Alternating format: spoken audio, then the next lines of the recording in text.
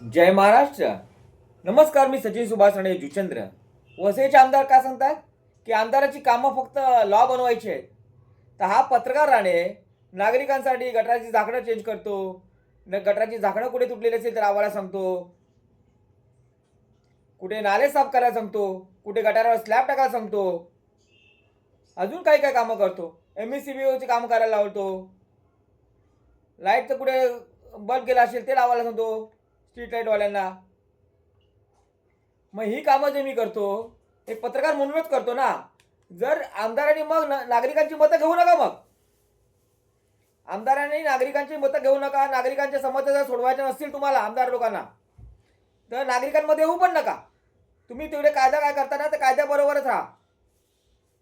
नागरिकांची मग प्रश्न कसे सोडवणार.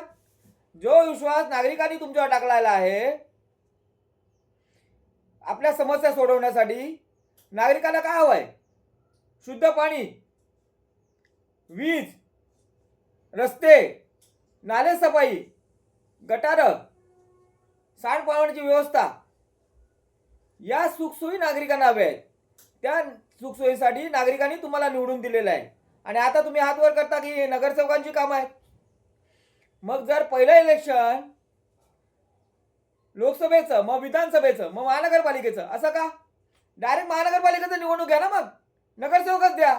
जर आमदारांची कामं काहीच नाही ना, असं आमदार म्हणतात आहे स्वतः वसईचे आमदार, तर त्यांनी फक्त सोडून द्या. मग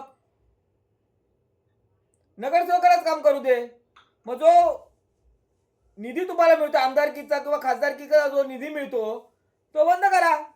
तो घेऊच नका. तो रिटर्न पाठवा शासनाला.